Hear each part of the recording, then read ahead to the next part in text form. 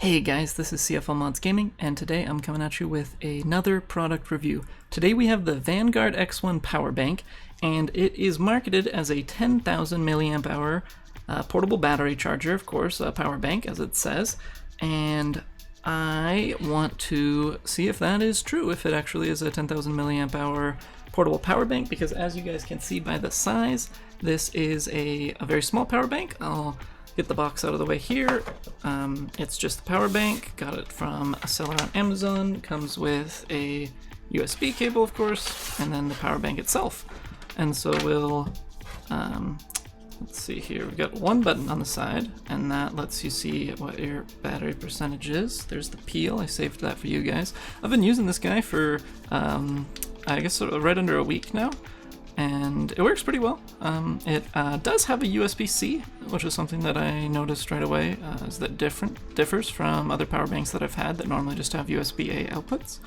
Micro USB input, of course, which interfaces with the cord that they give you. Of course, also something that I always appreciate about these is that they charge themselves and you have infinite energy. No, that's a joke, but sorry, that was pretty bad.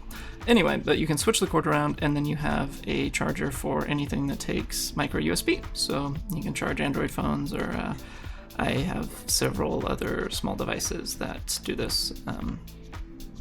The Edison, for instance, Edison board. At any rate, two A outputs, one C output, and then the micro USB input. And that's pretty much it. But here's the thing. This is way smaller than other 10,000 milliamp hour power banks that I have been sent. That I actually purchased one, and to be fair to them, it was probably 2 years ago, and it is 10,000 milliamp hours, and I have not taken it apart to prove that. However, I have used it to charge my phone for whole vacations or, weekends camping through multiple cycles, and I'll still have, 40 or 30% left on the battery even after that whole weekend. And this is really small compared to that. I'd say it's half the size, or at least half the weight, and that's something that in other, I guess you could say, investigations of these power banks, is that you can't really make a battery that much smaller when you're using those long cell batteries. If this is two lithium ions squished together and they're each 5,000 milliamp hours, then again, those are really small lithium ion batteries. I am gonna grab one just to give you guys kind of a comparison of what I'm talking about.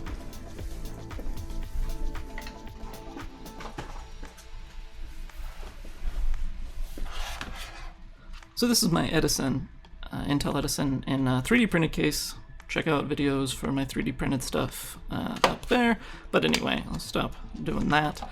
And we have the board itself. This is actually what I was talking about that I often use to charge from a power bank like this.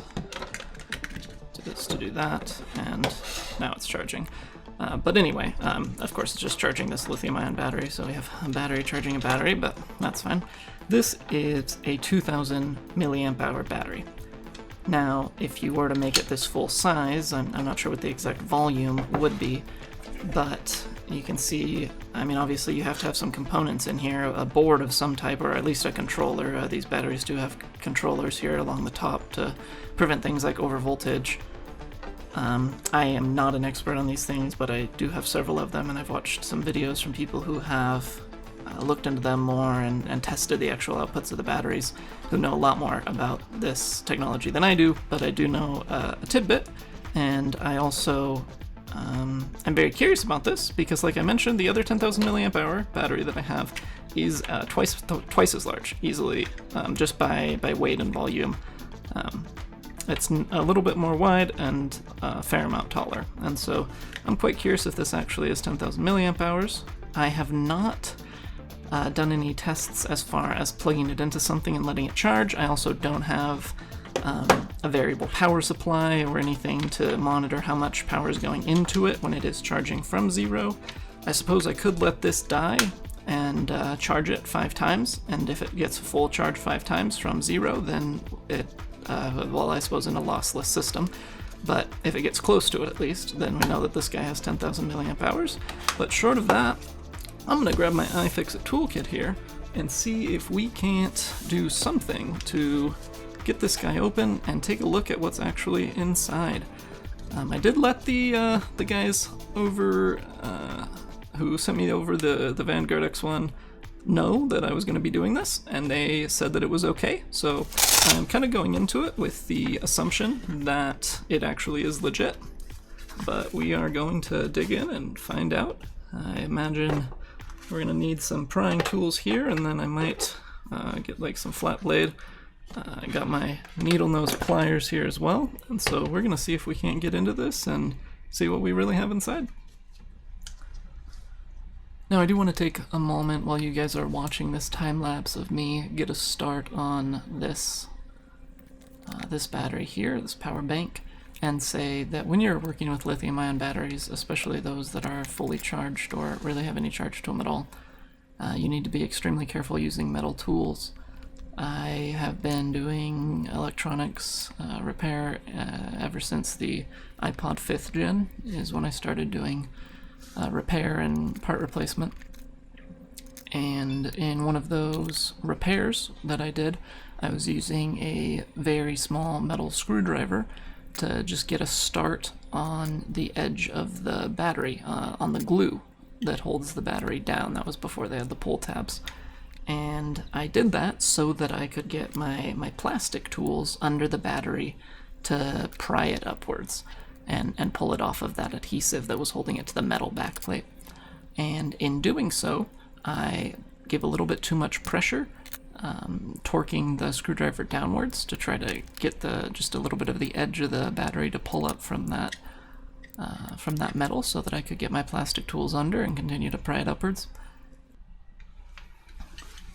Okay, I finally have a foothold here on this seam. You can actually see, look in there, and you can see that bit right there, which right inside there, that kind of gold bit that you can see.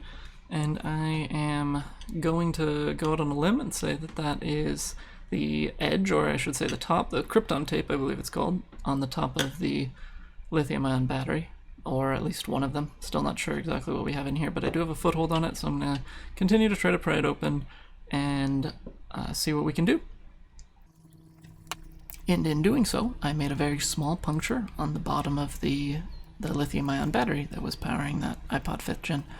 And in doing that, it proceeded to puff up like I want to say like a balloon. Just it seems like such a common expression, but it became almost a ball, kind of an oval, really, in the inside of the case, and began to spew smoke, that kind of smoke of death when you know that you've fried an electronic and it makes that white smoke.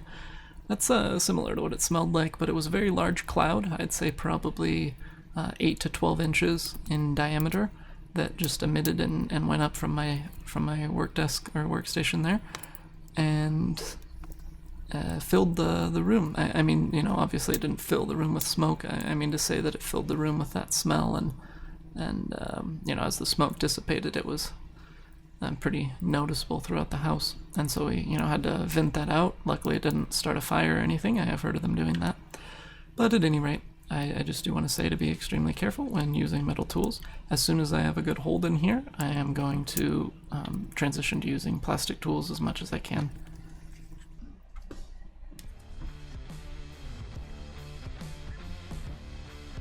I know it's kind of hard to see, but I wanted to show you guys what we're looking at here.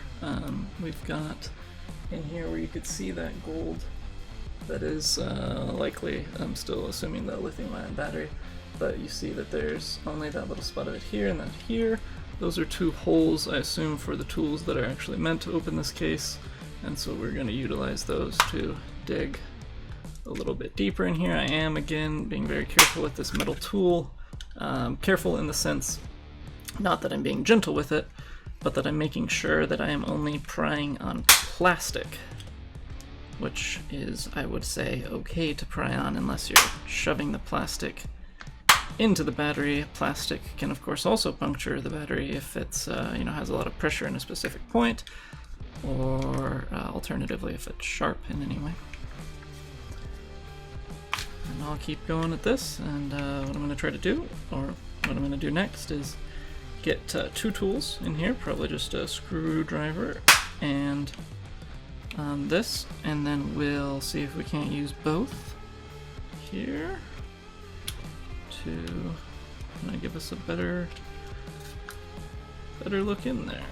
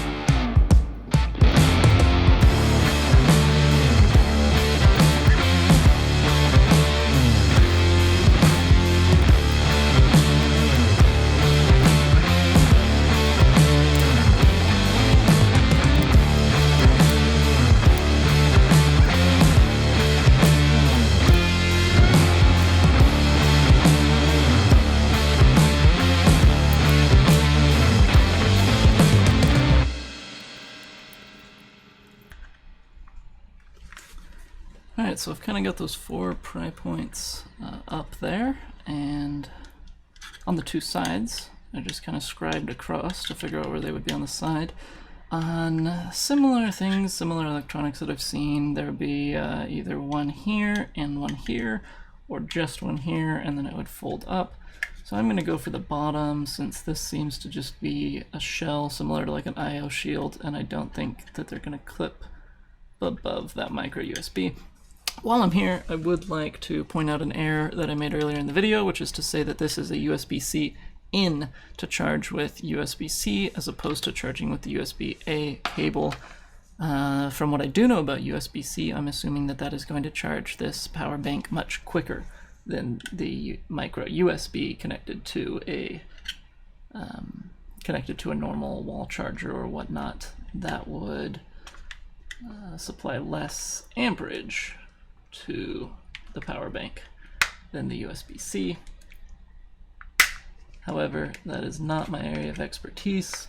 You might want to check out the Amazon page for like specific info if you are going to be charging with USB-C and you're expecting something better than the USB-A charging. So we got one on the bottom here. It almost looks like there could be a second just based on how it's positioned. So we'll come over a little bit here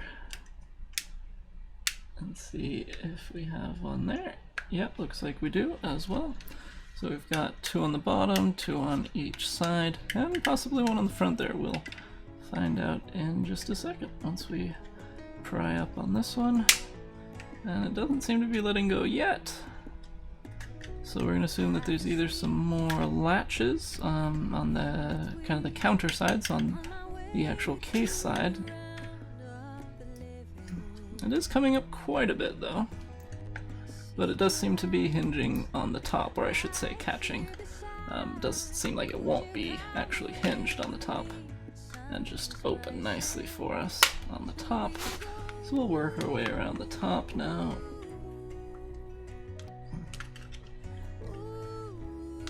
Let's see what we find there.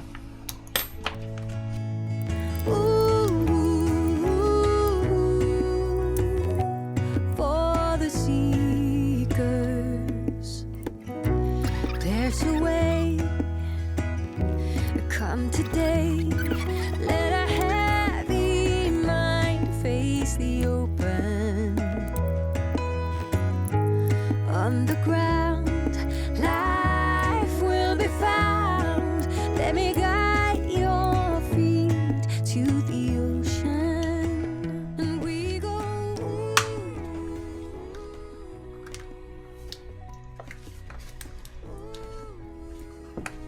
There we can begin to get a look actually inside of this power bank, and we can see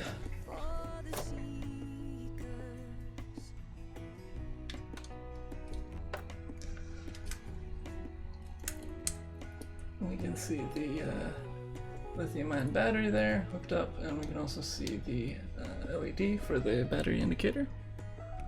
And we can see our USB-A here on the inside. So it does give me some information as to where I can pry a little bit more. It lets me know that I can kind of do whatever I want with metal tools up here, since the lithium-ion batteries don't start until a little bit lower. So although I did tell the brand, or the company that makes this brand, Ainope, that I would be doing a teardown on this to see what the actual rated value of these batteries is, I am going to go out on a limb here and say that they did not intend for this product to be opened. I don't quite know what kind of adhesive that is, but even after getting all 6 of these little clips off, I was still holding that on just fine. This is actually really neat. I appreciate these a lot, because the ones that just have the little 4 dots kind of suck, actually. I'll go ahead and say that. As far as letting you know how much they actually have left to. Could be 50%, or it could be as much as 74, I suppose. I'm not quite sure which way they're leaning on that, but I suppose it's one of those two. Now, I'll take a moment now to put this down. I was commenting on how strong that was. Made me forget what I was looking for, which of course is this text here. I'll give you guys a close-up of that on the high def.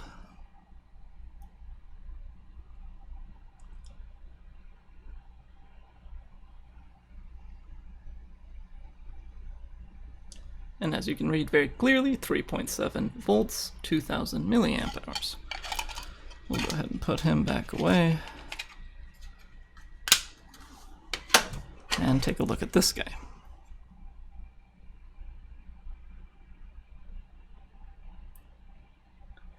We can see clearly that it's 3.7 volts, and we can even get the end of what may be a part number, or some kind of SKU or model. However, and we can get a look at everything else as far as the board is concerned. However, one of the things that's hidden by this compound, besides just being able to get in general, is the actual number of milliamp hours. Now, I was talking earlier about the safety with metal tools there. We can observe here that I did get into the battery just a little bit, and then over here in my first pry point, I was going in a little bit too hard, and you can actually see where I began to dent in the battery with my metal tool, and so that was definitely getting close to, you know, something that could have actually made that battery pop.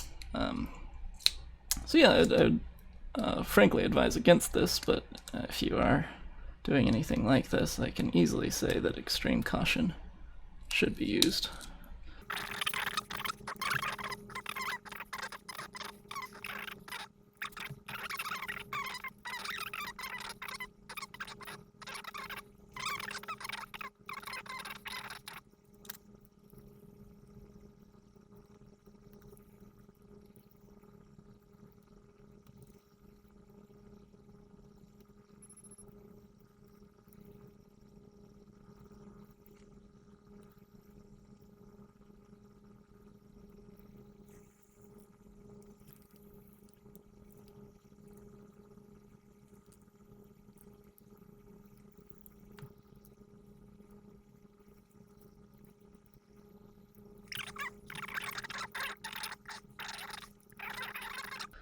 At any rate, our desired outcome has been achieved. I am not sure if this is something I'm going to be able to show you guys. I'll show you first on the front, the first battery.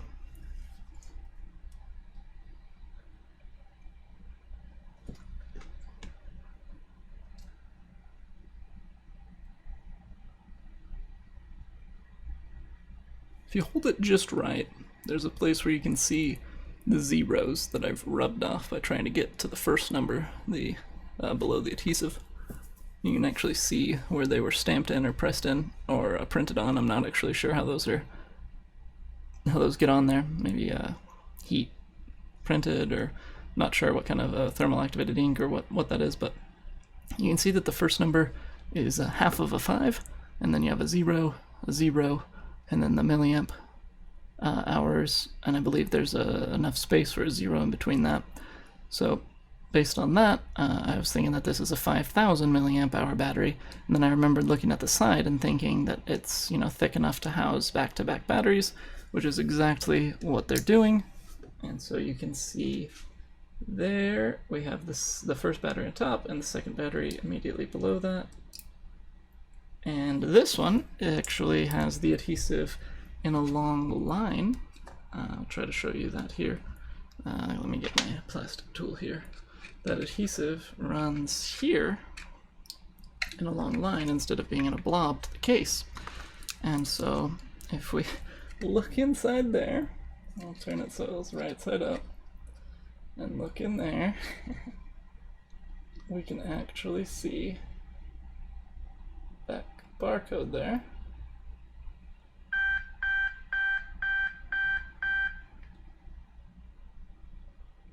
And if my camera will focus this close,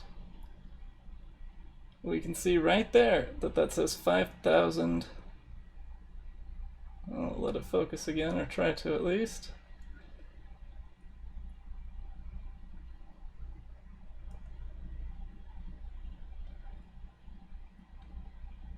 I didn't actually know it could focus that close. That's pretty neat, but I don't know if it's going to do it again. There it is. There it is. You can see it right there. 5,000 milliamp hours, 3.7 volts, obviously lithium ion. And this front battery is identical to that. So I was actually thinking that we were going to find some long cylindrical cells in here, and that I was going to have to look those up and see, you know, what their rated capacity is and such. But these are clearly 5,000 milliamp hour lithium ion batteries, 2 of them in series, of course. And let's see if this still works. Yes, it does. So I haven't managed to you know, disconnect any of the wires here or anything. So this is actually going to be a real simple little trick here. We'll see if we can get these snaps to line back up very easily. Goes back into its clamshell. It seems to naturally like that state of being shut. If you guys watched all the way through, you are troopers. Even though I time-lapsed that, this is still going to be a much longer video than I expected. It's taken me a little over an hour to film all of this, so I sure appreciate you guys watching to the end. This is, I will now say, a great power bank. I have been using it for the past week, like I mentioned, and it's been working fine. And the only thing that was keeping me from recommending it to you guys fully was the potential that it wasn't actually the capacity that was being advertised on Amazon.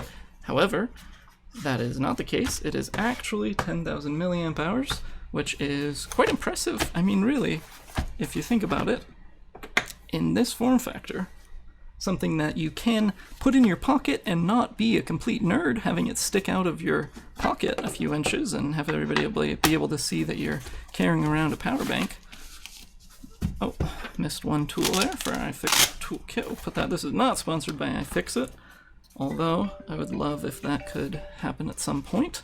So if you are watching and happen to know somebody there or be somebody there, feel free to reach out. I love your tools. Been using them for years. They work great. I can also highly recommend those, although as I mentioned, it isn't sponsored from iFixit. However, this video is essentially brought to you by Ainope's Vangard X1 power bank. Link to the Amazon listing is in the description, because this video would not have been able to happen without them. They sent this over to us for free to take a look at, review, and for me, as I told them, I would be tearing it down. And we've done that to some extent. Obviously, you know, I didn't take the batteries out or take any look at the board. That is something that is beyond my expertise. I'm not by any means an engineer in any of those fields. However, I do know how to read, and so I was interested to take a look at what those numbers are inside the case. And we've seen this is a 10,000 milliamp hour power bank in a very nice small body. I'll go ahead and get cleaned up here. And that'll be the end of the video. I guess I can recommend this. I'd say, you know, 4.5 to 5 stars. I don't have anything that's particularly wrong with it. The only thing that I would mention is that my other larger one has 3 outputs, which is something that I've never seen before on a power bank and haven't seen since. And although this form factor would make it very difficult to fit 3 Type A outputs, I would say, so I can't really knock them down for that. But it is something that when I'm using it as a pass-through charger, so in other words, when I have it plugged in at home and then I want to have other things plugged into it, for instance, if I'm charging it off of the wall and I only have the one USB port coming out of the wall, I'm going to plug that into here, but then I still need a USB port to, for instance, charge my phone, that I would have plugged in place of the power bank if I wasn't using the power bank. So that uses one of the USB ports, and then if I want to plug a second thing in, then my power bank is now full, all my USB ports are, taken. So you can get a splitter or whatnot, but the neat thing about that other power bank was that it had 3 Type A outputs, and I didn't need a splitter. I didn't need to use a second port or a second, 110 AC to the USB adapter on the wall, and so that didn't use up an additional... there's my blood sugar going low. Anyway, that didn't use up an additional outlet on my wall, which is nice.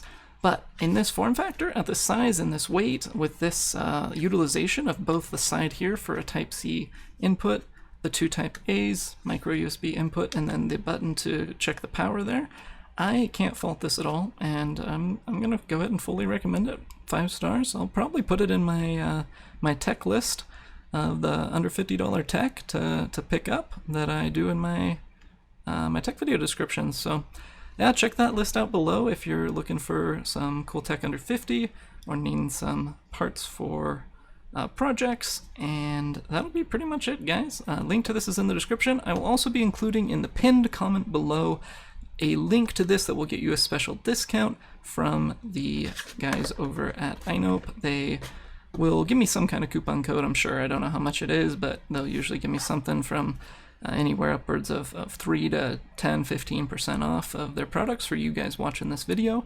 And so if you've watched to the end, you know about that. Go down there, click on that, pick one of these up. They're not very expensive. The Amazon listing's right here, as you can see. And that is it. CFO Mods Gaming, out.